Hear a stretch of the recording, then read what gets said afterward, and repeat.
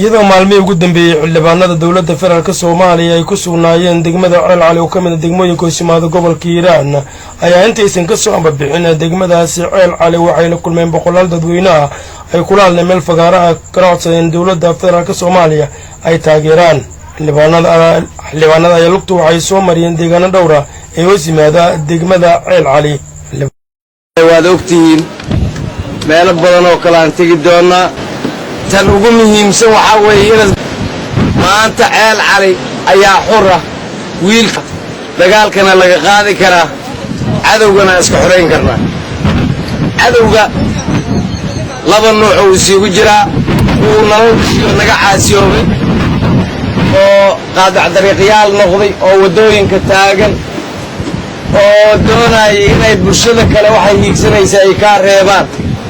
qayaano badan bay adeegsanayaan waa wiilashiini 155 oo aan meel kale ka imaano deegaanka ka yimid oo degmada ka soo baxday oo qoryahooda wadata idin joogto hadduu shalay nin kale idin xukumi jiray maamulka idin joogo waa maamulkiina wiilkiina idin dhashay maanta waxbarasho waa haysataan caafimaad wixii ka dhimo waa la soo dhameystirayaa wixii kale oo horumar waa la soo dhameystirayaa waxaan filayaa hadda annaga waxaan keenaa idin sheegaynaa marka annaga waxaan keenaa markuu ugu horeyso waxa weeye inaan caalamku u muujino meeshaan meel nabadeed inay tahay cid kastana ay imaan karto maalgashan karto macaawino keeni karto ka shaqaysan karto inaan u muujino caalamka horta oo aan la dhihin kulankiinaan qaaliga ah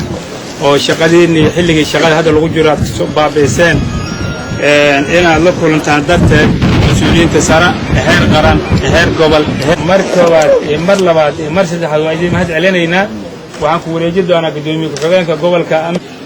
meeshaan waxaad arkaysiin xildhibaanadii qaranka ayaa idin soo gurmaday laftooda soo biimay maalkooda soo biimay waxaa laydinka rabo waxa waaye gumaysigii idin haystay adinkoo arkaya intaasoo lacag xagga dhig haddii kale dhaqaaqa maysa idin dhihi jirin waxaa laydinka rabaa wiil waa nagu badan yahay been lasu sheegi maa waxaa la rabaa in loo istaago sidii dadkan ay u noqon lahaayeen dad xornimadooda ilaashada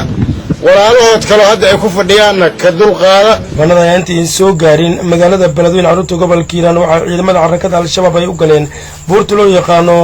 Biitaale ee dhanka galbeedka ka toosan magaalada Beledweyne qiyaastii in ka yar 10 kiiloomitir halkaasoo isaasan xoog leh ku dhex martay ciidamada xarakada Al-Shabaab ciidamada galbinaya xildhibaanada dowladda federaalka Soomaaliya jawiga ayaa hal mar u soo bedelay sida